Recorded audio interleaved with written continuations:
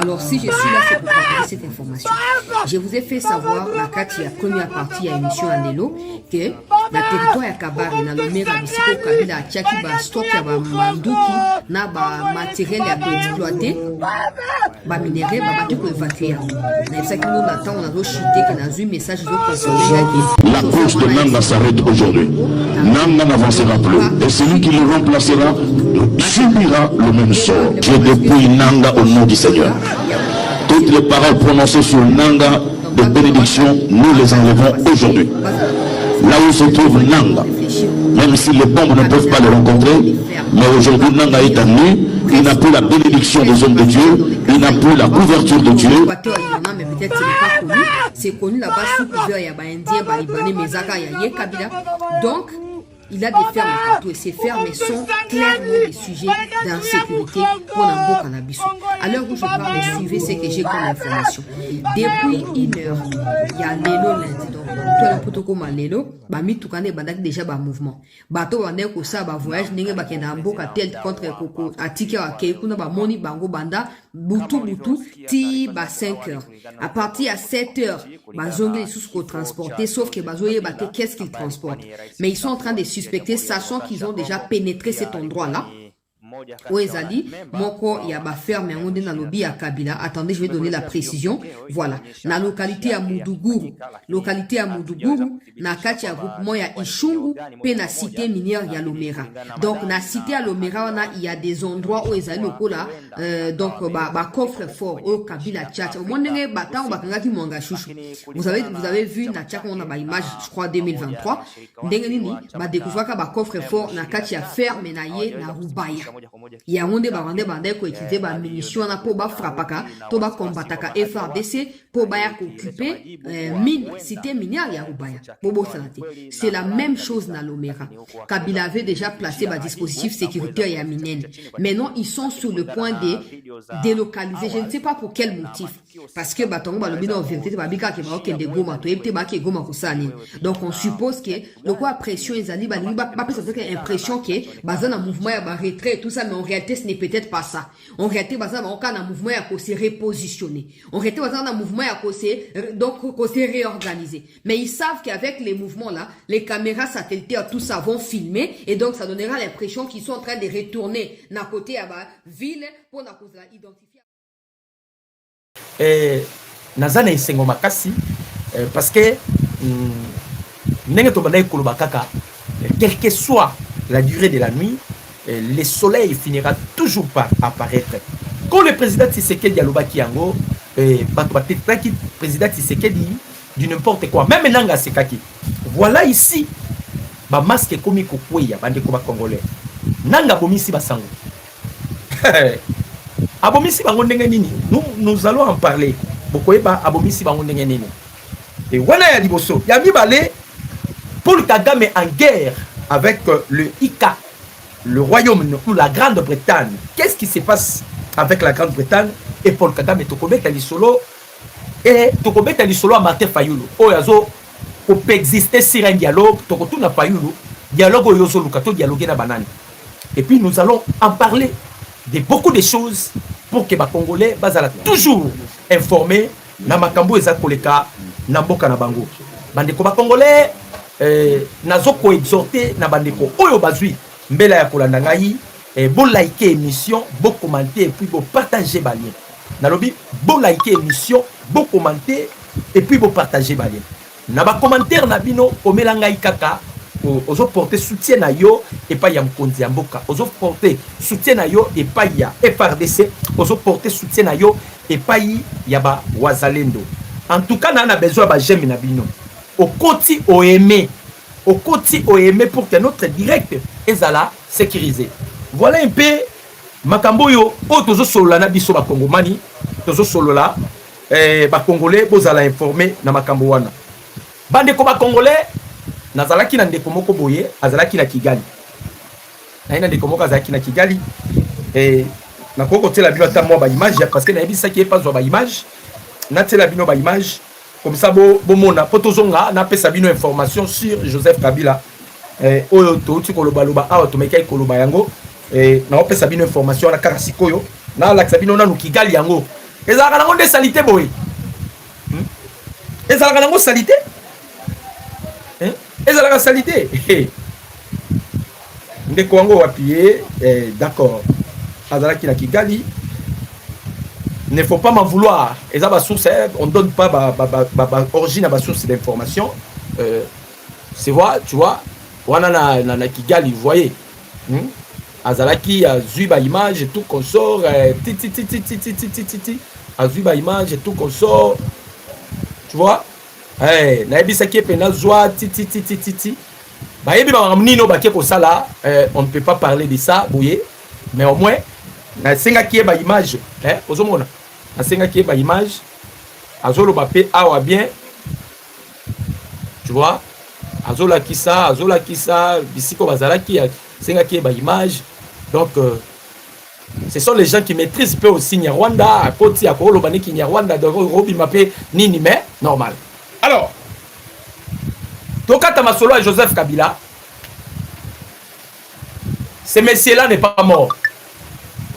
Et sa distraction n'est pas mort. Donc, ce messie-là n'est pas mort. Dans le village Azali, tant on a autant on a rebi Sabino place à Zababombi. Mais ah, on tombe dans ma solo awa. Bande ko ba congolais. Nenge tolobaka et puis tu continues à koloba. Toloba qui sortie médiatique, il y a ambassadrice rwandaise aux États-Unis d'Amérique. Et ko sisité makambo ko bimisa makambo. Yango mwana mwasi wana lobaki esengelaki Paul Kagame azwa tapenza banda à réfléchir surtout que balongola ki déjà nanga. On s'attendait que nanga aya. Pardon, on s'attendait que nani Moïse Nyarigabu yenda ya ayebisa biso. Mais bazongi sinanga nanga avoué. Chers Congolais, quand vous avez dit ça, Congolais, awa, Bobo Sanate, un jour Paul Kagame, na France 24, Batouni Kagame Balobi, gouvernement congolais a acquisé yo, et puis ils ont acquisé présence y a militaire rwandais, na sol congolais. Kagame orgueilleux, prétentieux. Naroka Signoso, alobi, Esengeli n'a se renseigné, mais je ne pense pas que Basoudan n'a pas beaucoup à Congo. Les images sont là. J'espère que Boye Biango. Lolendo! Tango ambassadrice wana alobi. Et Tchakina nous, silence na Rwanda Mopipa. Parce que les Américains, ils information sur Balobaki. Vous avez observé Makambu ya Congo il y a cela 30 ans. Batalak. Ambassadrice Salobi, Nanga oyo balongolaki et pas ya ba Rwandais. Faut comprendre comment fonctionne Kagame.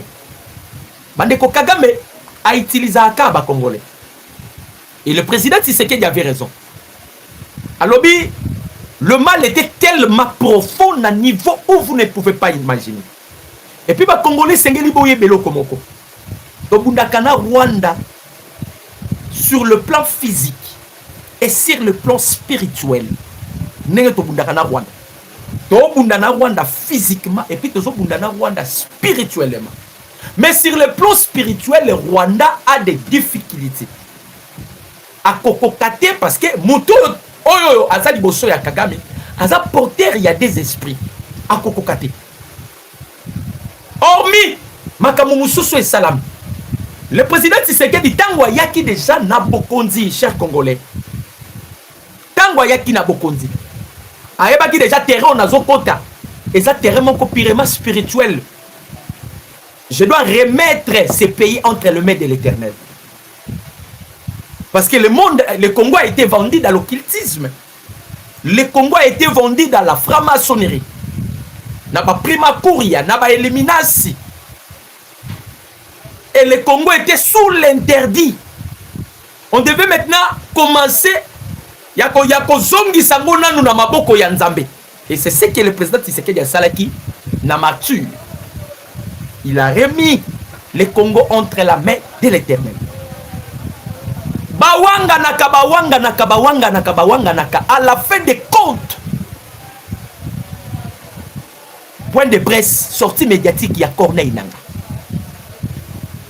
Bolanda ba terme bien. Et il parle sur un et il parle sur une collaboration. Nanga lobi bien. Nous sommes en collaboration. Il y a une différence. Wana nanga. Il y a kozala en collaboration et puis il y a kozwa soutien. Mais boyo kasiko yo contradiction parce que alinga longola eloko yo to bazo luka ba justifier eloko yo o bakoyi ko justifier te. Bandeko makambu nyonso ya mabe o esala makana mokili yango salami na est de la République. Oyoyo etinda kabakanga batu. Batinda batu na ba batinda batu na ba wapi na ba bakanga batu balobela ba makambu ya ba génocide, balobela makambu ya ba crime contre l'humanité.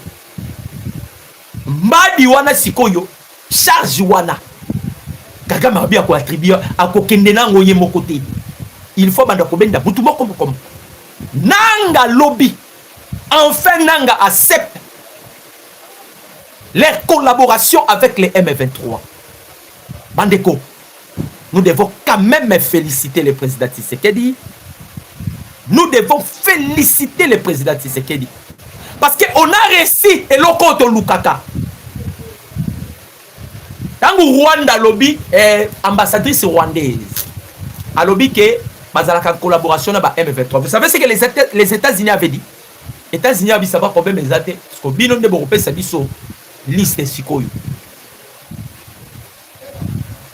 Nous allons réfléchir à quoi. Pourquoi on a envoyé Nanga à Koloba? Nango Bolongoli, parce que j'aime, j'ai besoin de j'aime Nabino pour que notre directeur soit sécurisé. J'aime les ala ébélé. Pourquoi on a placé Nanga à répondre? On devait quand même envoyer même Moïse Nyarigabou.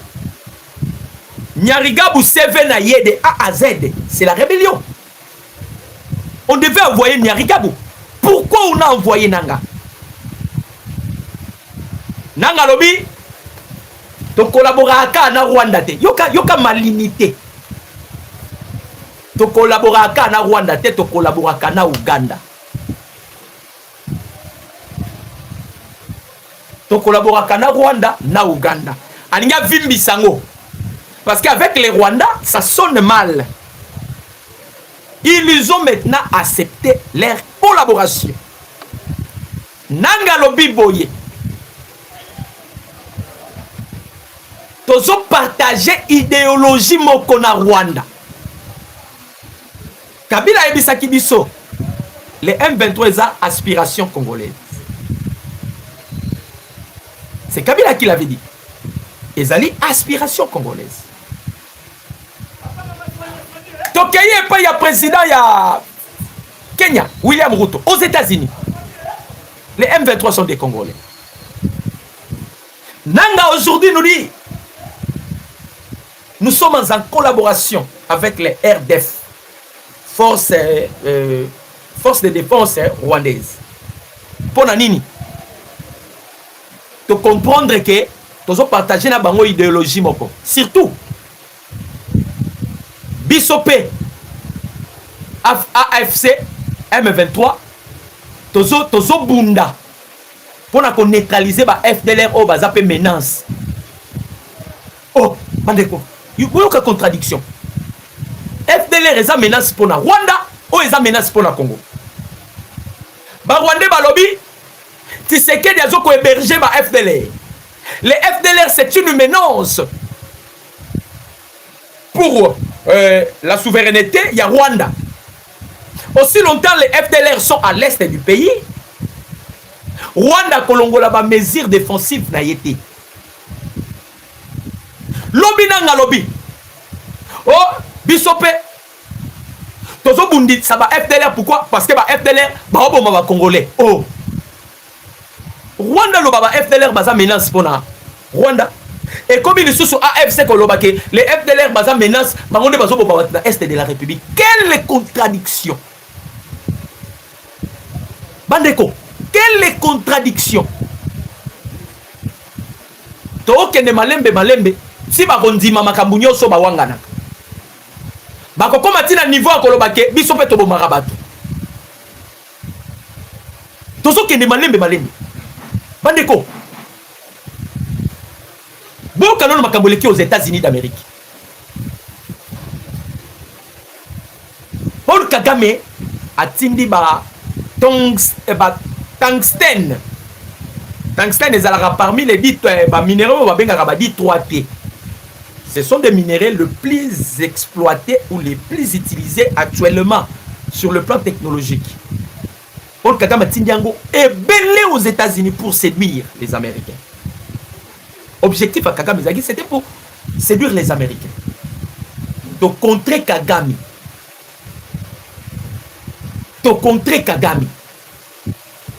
Parce que Kagame aïbaka minéré,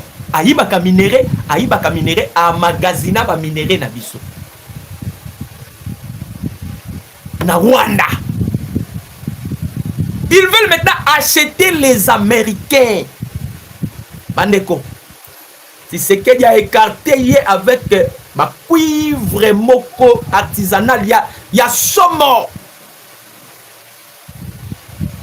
Yo Rwanda zoyi ba minéré na biso. Pour le kokene kotali sa ba mindele ke yondo za na minéré. Mukonzambo ka bloqué ye.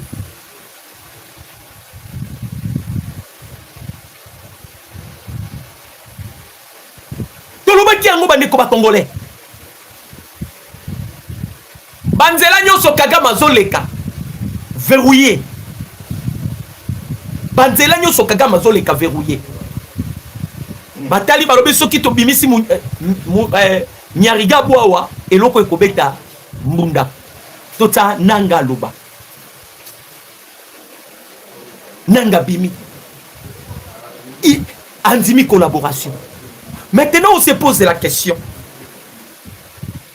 Vous qui disiez il faut qu'il y ait un dialogue, n'engé failli un dialogue inclusif.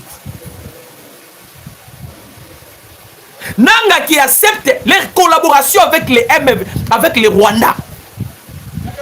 Ba soutenir Arabi sauté. Mais Bosoka Mindu ki wapi? Bosoka Mindu ki wapi? Bandeko.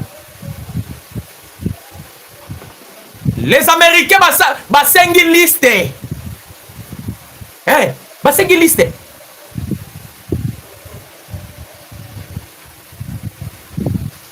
Liste.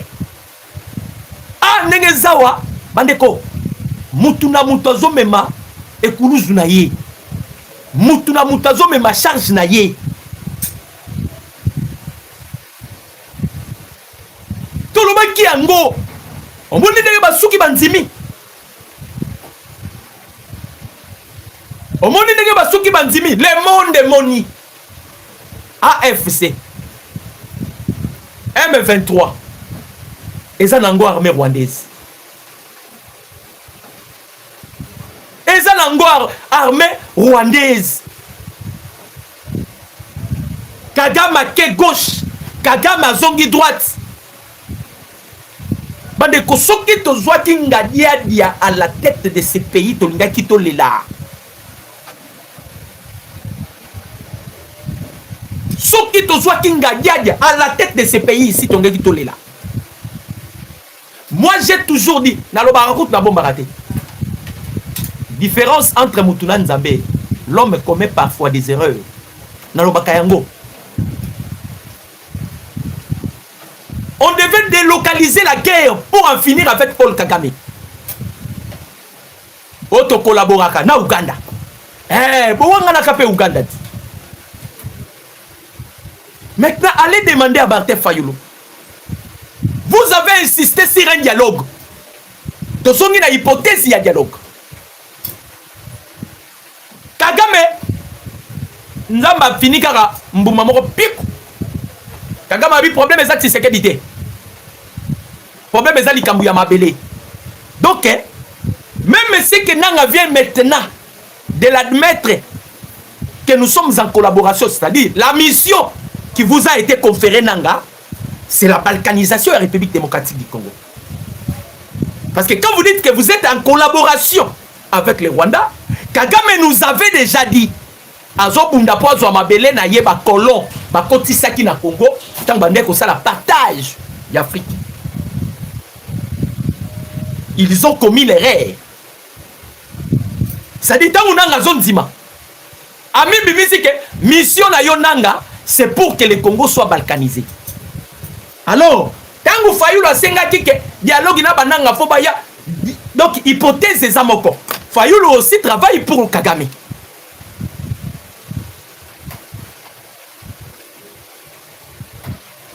Lobi nanga lobaki. Na pesi bino déjà jour. Pardon, na pesi bino jour te. Na repé sa jour te. Nanga lobaki lobi non. Mais na pesi bino kaka mikolo awa.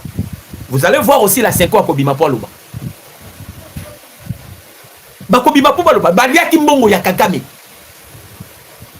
Il doit justifier l'argent de Paul Kagame. Bango pe fo ba bima ba loba. To lobaki na bino piste na bango ezalaki dialogue.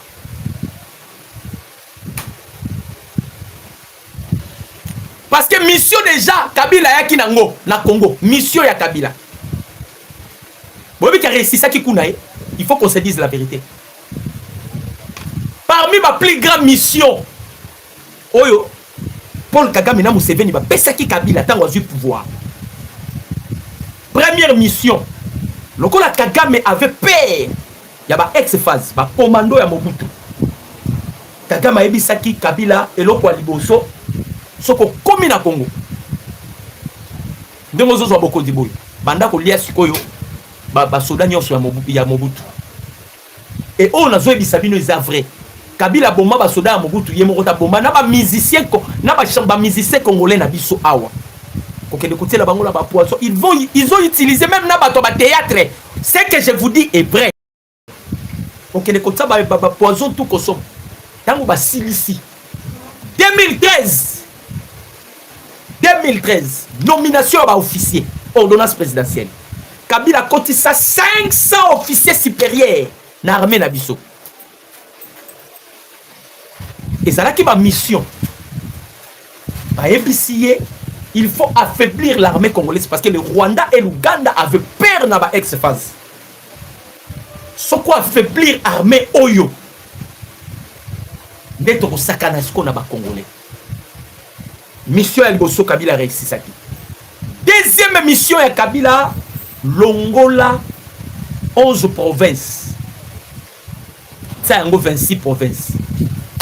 Ça c'est le témoignage de Emir Yakotumba. Aouté Kolobango et Samawa. Longola 11 provinces, c'était en 26 provinces. Président Tshisekedi, tozonga na 11 provinces. Tozonga na 11 provinces. Na 26 provinces parce que calcul les ala kinini. Tango ba réussir kuna bango. Kabila Zubo Konzi, Kagame était déjà si. Na 11 provinces ils sont baluba zo ba province mususu et Simbate. Kabola yango comme 26 provinces. Na 26 provinces déjà Paul Kagame, Kakuta Museveni, ils avaient déjà 6 provinces. Oh bazala ki nango déjà fallait ki bazo. Na otanga na ba province. 26 provinces. Merci pour papa Nanga Denis. Denis Alobi, Kabila avait utilisé même ma pasteur. Oui, a utilisé même ma pasteur, ma bomba batu. Ah, on a Congo yo. Dans 26 provinces, Rwanda a 6 provinces. En savoir, Nord Kivu, Sud Kivu, Maniema, Ituri, Tanganyika, Chopo. Yango, 6 provinces. Nord Kivu, Sud Kivu, Maniema, Ituri, Tanganyika, Chopo. Oyo, falaki bazwa. Calcul était déjà concis, calcul est salamaki déjà. Maintenant, bateau oyo balikaki basunga makambo yo, eza ba moupe. En politique, et l'on fait les à la kate. ambongo akendaki na Rwanda pa ya Paul Kagame. Kagame alobi nazozongisa yo ozala président ya Symposium. Mais yo pe faut pesa. Nini sunga biso bo congolise ke boko tisa dialogue. Makele bonde koloka ya dialogue, c'était pour que Kagame a récupéré ces 6 provinces. Bazui robo na bango nanga babimisi. Nanga yo yaka yakoloba. Tondimi to collaboraka na Rwanda na Uganda. Ah! Où sont l'opposant? L'opposition, je m'excuse. Où sont l'opposition? Vous êtes où? Boya ko ebisa biso, boya ko expliquer biso. Vous qui disiez na Tshisekedi ya kotisa dialogue. Mukonza boka seye baki ba manigance. Voilà pourquoi bakei ba zongi Tshisekedi na lobi, il n'y aura pas de dialogue. Li solo ezali susute. Lelo nanga komi koloba que le FDLR c'était basa menace aussi pour la République démocratique du Congo. Oh, mais bazono eza sous occupation na bino. C'est là où se trouvent les FDLR. Basa menace pour la biso na nini? Ba komi na suka. Najo bazo sala. Il y a Kolongola Batumoussous parce qu'ils se sont focalisés pour lancer l'offensive. Moi je parle avec Batmazara Kigali. Il y a des Rwandais qui Kagame soit Kigali. A Bengio a Silisi pas effacé. Numéro. A Bengio c'est un petit développé image à effacer. Bangonde Babisingake. Baoko Sabino Tozana Kabilawa. Baoko Sabino Kabila Zawa. Baye biango bakabila zawa donc ngai ba distraire biso balongola biso banini bani eza dossier kutu akobwaka mupanzi dossier tozana ngo yango yawa nanga bomisi basango parce que ils avouent maintenant bon qui va faire urgence mite bao ake ko pambola nanga quelqu'un qui tue les citoyens congolais hein bazongi sabiso na 11 provinces. 26 provinces. Bazongi Sabiso. Ça, c'était le plan de Joseph Kabila avec Paul Kagame. Pour récupérer Biso 6 provinces. Bon, mais tema mabe Paul Kagame. Les Kagame, Kagame Bazaba Toyo, ne connaît pas Congolais. Chers Congolais, Tshisekedi ne restera pas éternel au pouvoir. Oyo Foba Congolais, Bota Kanamitu Nabiso. Le président Tshisekedi ne restera pas au pouvoir. Mais pendant ce temps ici, Nengebemba Balobi, au moins il est le seul qui a décidé, il y a qu'à défier. Bandeko, Kagame, il était Dieu en Afrique. Kagame, il était Dieu en Afrique, Bandeko Congolais. Kagame a été soutenu par les conservateurs. Kagame a été soutenu par les démocrates, qui veut dire les démons en cravate. Les démocrates aux États-Unis sont des démons en cravate. On ne pouvait pas toucher Kagame. Kagame, c'est lui qui gérait les intérêts de multinationales. Non, moi je ne peux pas m'incliner devant Kagame. Kagame qui pille le minerai congolais, s'incliner devant Boyi. Le chef de l'État a refusé catégoriquement. Yonat, Rwanda, apportez-les. Apporter plainte contre Grande-Bretagne. Pour Nanini, Boyo Kali Solo. Batoyo Banaï ko Simba Paul Kagame Zalaki ba conservateur. Aux États-Unis d'Amérique, tous les démocrates n'a pas sénateur et n'a pas républicain. Na Grande-Bretagne, tous les conservateurs n'a pas travailliste. Kagame, ba colonie Simba qui c'était des conservateurs. Les travaillistes vont récupérer ma camp. Comme le président Félix a détecté la géopolitique, à comprendre que bateau va Simba Kagame bazali sous-souté. Le président Tshisekedi s'est engagé maintenant avec les travaillistes. Pour la Kolongola Kagame, parce que on ne pouvait pas faire la guerre sans gagner la diplomatie na Libanda. Kagame était puissant Libanda. Bande comment ça la babla quitter? bananga balaki sir pourquoi parce que Kagame asiraki bango abina ko balaye batuana nyoso na ko balaye bango ils étaient sûrs parce que Kagame asiraki bango Kagame azaki na soutien. On doit se poser la question. Comment Kagame on l'a déplimé? Kagame n'a pas de plume pour s'envoler. Il a été déplimé par le président Tshisekedi. D'ailleurs, tolaki si Kagame ke oza fretin. Tolongoli no bitumba na est to memiango aux États-Unis na tam. Et pas bateau yo ba simba yo. Et pas ya bateau yo ba simba yo. Qui a été soutenu par les États-Unis d'Amérique. On devait quand même, Kotali Samokili, que Mouto aille à la tête de ce pays ici, n'est pas n'importe qui. Comme je vous ai toujours dit, Bandeko. Et Zanzambe, na elekonyo se zalaka bongo. Nzamba sisitaka ba oiseau rare. Et Dieu ne les oiseaux rares que Dieu iti a sisitaka. Nzamba tenaka compte même ya ba niveau de type na bangote. Tenaka compte ya origine ya famille, mais au moins lignée faut la progéniture pour ça. C'est-à-dire nani la lobani nous parle là. Paul Kagame il acquise la Grande-Bretagne pour la mbongo ba immigrer. Mbongo muyibi. Ayiba ba mbongo la biso na azo yiba ba minerai na Congo. Maintenant le minerai bazo benga ngo za ya odeur du sang. Tu vas aller le vendre où? Mongo Izate. La rébellion aussi demande de l'argent. Bateau pe ba simba ka rébellion. Oh bataka misolo na bango. Babandi kolemba. Comme le mobimba depuis bo bandati lelo. Eza ping pong. Lelo ozui, lobi bango bazui. Lelo ozui, lobi bango bazui. Et comme ping pong. Ya kotumba lobi. Bato bazo bundisa biso po bakata mboka ekolo Congo. Congola Rosane Nanzala. Peuple congolais. Moi je connais mon peuple. Je connais ma famille, le Congolais. Congola ko zala nzala. Congola ko iko zala soki nini o nini o nini.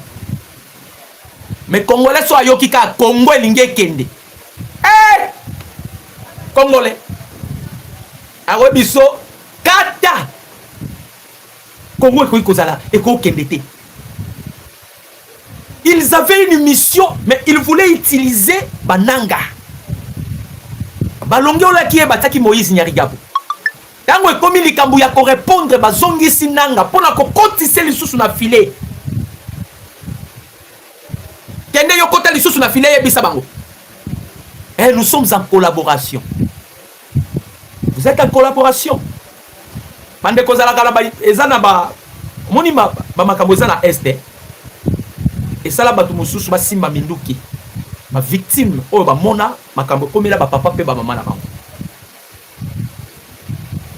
bananga wana bozo mona bandeko ba congolais tantôt kokutana na ba congolais mususu ba betiye ba bomi na kanda parce que aller s'incliner pas ya ba Paul Kagame. Le président Tshisekedi a dit le système Yakagame, on ne peut pas s'incliner devant les Rwandais. Toutes les armes que Kagame va utiliser, je suis prêt d'utiliser. Mais pour contraindre seulement Kagame. C'est ce qui se passe maintenant. Pour contraindre Kagame. Ba Rwandais bati kakate. Boye bakayango tilelo. Ba Rwandais bati kakamakambo te. Soki batuana ba se libérer na Goma na Bukavu.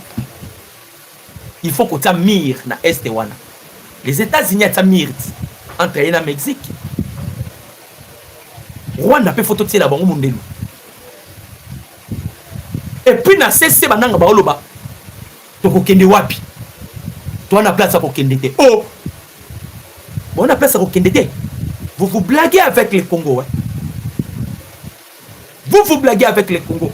Makambo moko bemba lobi na sepeli nango fort. Toyo kana nubemba. Toyo kana nubemba. Bandeko. nanga ondima liwana owe bilongo nyonso nanga ondima ya liwana ye bazondimise biloko abimi pa Monique aza mayele ami moni aza mayele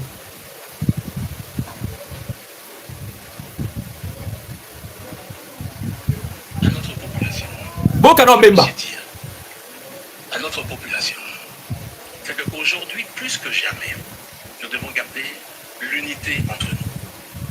Plus que jamais. Je vais vous dire, les gens ne comprendront pas aujourd'hui ce que je suis en train de dire.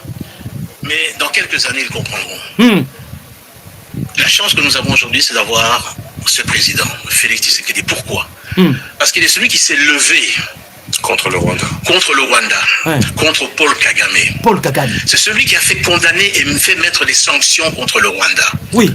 Et c'est celui qui est en train d'arracher cette indépendance, cette colonie dans laquelle on nous avait mis, et réduit ce peuple à l'état d'esclavage. On était des esclaves. Les générations futures reconnaîtront son passage à la tête de ce pays. Parce qu'il y a eu d'autres peuples dans le monde. Je ne parle pas du peuple... Donc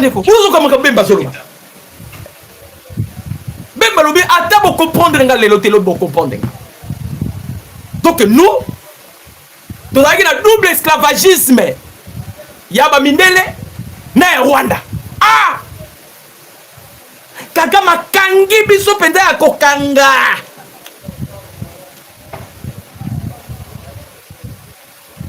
Tubandi kokenima. Déboulonnage, il y a déboulonnage. Comme le président Tshisekedi lui-même l'avait dit. Les systèmes, on doit les déboulonner. Kagame défie maintenant la Grande-Bretagne à porter bango plainte. Totangango. La Grande-Bretagne, voilà ma maman et américain. Parce que les États-Unis ont été construits par des Européens.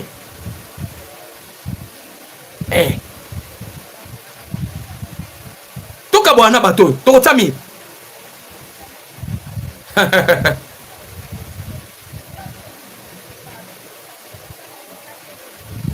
Kigali, Okosambwa. Après avoir promis de rembourser l'argent des contribuables britanniques lorsque l'accord d'immigration Royaume-Uni-Rwanda, après avoir promis de rembourser l'argent des contribuables britanniques, lorsque l'accord d'immigration Royaume-Uni s'est effondré, Kagame poursuit désormais le Royaume-Uni en justice pour exiger les soldes restants. Mbongo, ye na mutu na ye, na nyonso ya ye, mbongo. A poursuivre bango. Surtout quand on poursuit bango nini, kanda bandeko ba congolais. Et le président Tshisekedi les a bloqués. Les Américains bazo beta tongo midi pourquoi 7. Mais ça pack. La Grande-Bretagne ne parlait pas. Oh nini boy, ne parlait pas. Oh boy, hello baraté. Yazo c'est là-bas côté là.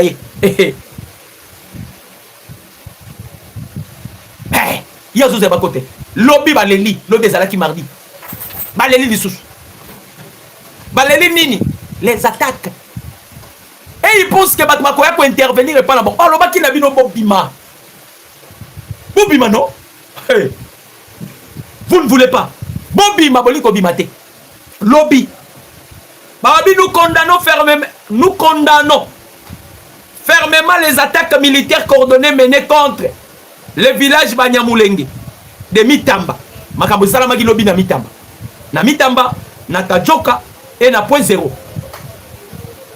Abi par la coalition FRDC, Milice Wazalendo et FDLR. Cette attaque vise délibérément le civil et sont prêts de procéder des coupures intentionnelles de communication suivies des bombardements massifs visant à s'emparer des zones habitées par la population civile. Soromoni Kanyu qui a commis boy. Mbano betami. Bango bala kabongo. Soki bomoni Laurence Kanyu qui a commis boy.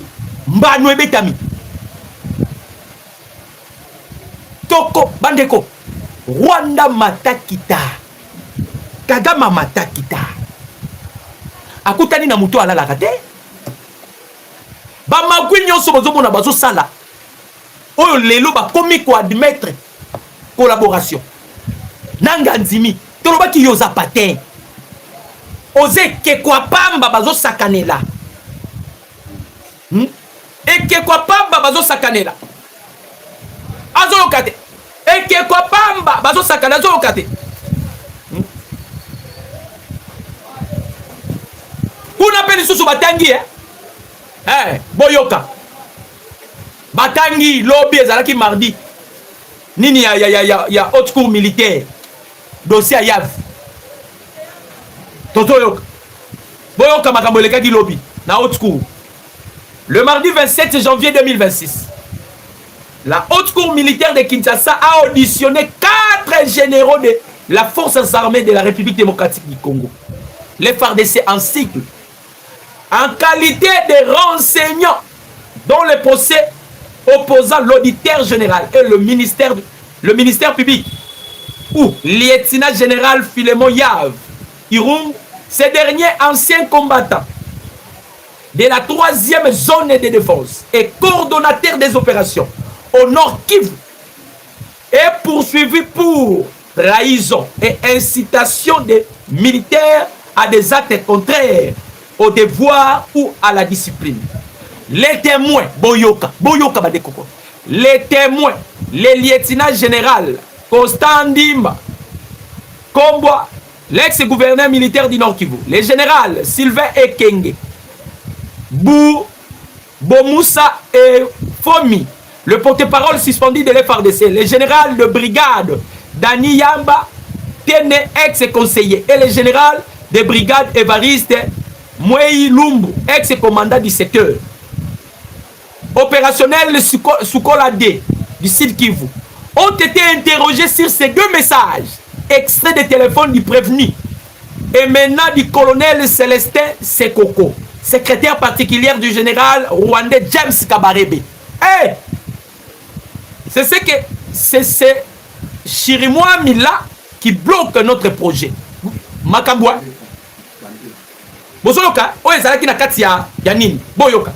Balobi les témoins, les lieutenants général Constant Ndimba, ex-gouverneur militaire du Nord Kivu, le général-major Sylvain Ikenge, Bomoussa et Fomi, le porte-parole suspendu de l'FRDC, et le général de brigade Dani Yaba, Balobi Boye, ont été interrogés sur 2 messages extraits des téléphones du prévenu. Prévenu Nani? Yav. Message ni ezalaki na kati. Ba officier congolais. Boyo kakata pasi pona ba congolais ba okufa na este. Boyo ka message. Balobi boye. Message wana eza entre ba officier na biso na colonel Célestin Seseko, secrétaire particulier du général rwandais James Kabarebe. Aza secrétaire particulier naï. Balobi c'est Chirimwami là qui bloque notre projet.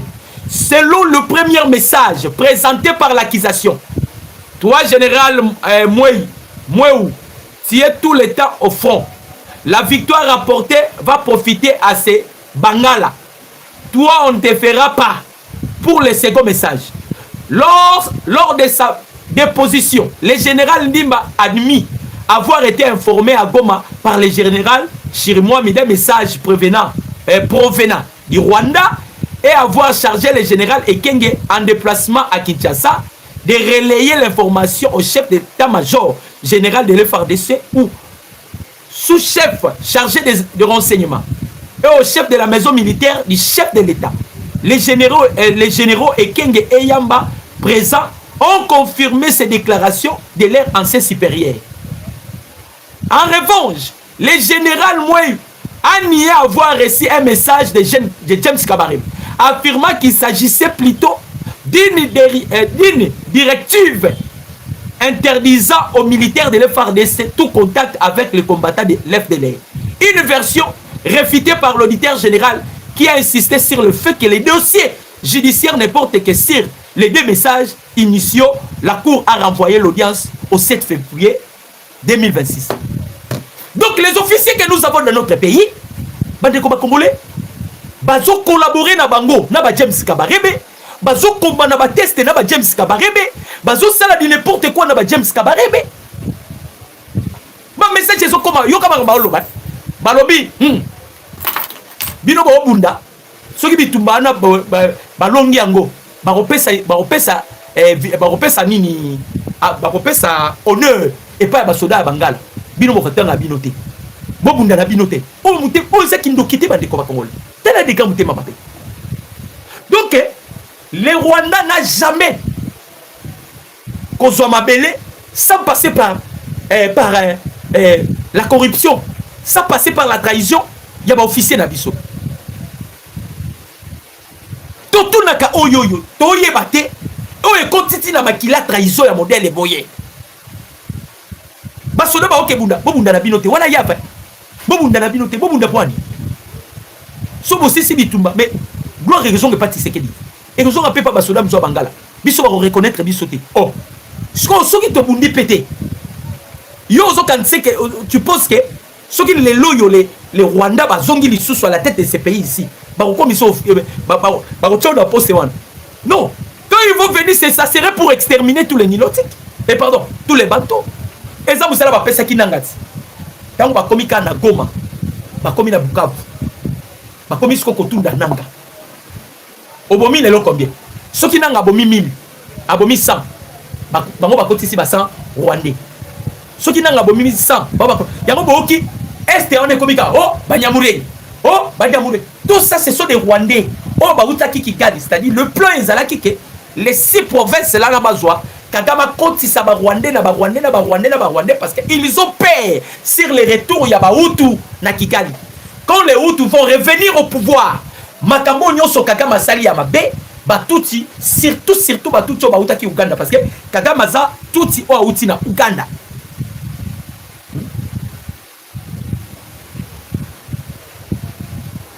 Bah, il y a déjà qui m'a camomé, il y a un comment qui n'a pas de quoi chaque jour. Andeko, to koufeli batu na Goma, to koufeli batu na Bukavu. Bozongo ba blaguité. To koufeli batu na Goma, to koufeli batu na Bukavu. Musala na bango bazwa ki ezalaki yango wana. Babo maraba congolais. So bazo bo ba congolais. Bazo remplacer ba congolais par Rwandais. Babomi congolais va remplacer par le Rwandais. Babomi congolais va remplacer par le Rwandais. C'était ça leur projet au Bazala Kinang. Parce que Batouana va continuer belé. Bobi Misabango ça devient problème. Biso ce qu'on Saint-Pierre P, Sikoy et Mati Nicolo. Et ça les Moussala nango. Biso ton a problème. Ceux qui Sikoy et Mati Nicolo ça les Moussala, biso ton a problème. Ton a problème. Toi le problème était. Et comme il bon. Son siko et mati, biso toi le problème était. To beti kaka. To mati to beti kaka. Yango moni bazoli là. Oh bazo bomba bazolo eza peuple. Non. Bokoti saki batu na bino kuna. Bokoti saki batu na bino kuna. Bokoti saki batu na bino na bandenge na bango. Bo sala makambo na ndenge na bino. Bandeko ba Congolais banango bozomona baza asphyxié. Surtout que Kagame qui décide aujourd'hui de faire la guerre avec la Grande-Bretagne. Apika Total la place à Rosuka. Total la place à Rosuka. Au numéro c'est plus 143 89 63 95 965. Donc, si vous la prochaine sur la même chaîne, que Dieu vous bénisse. Merci.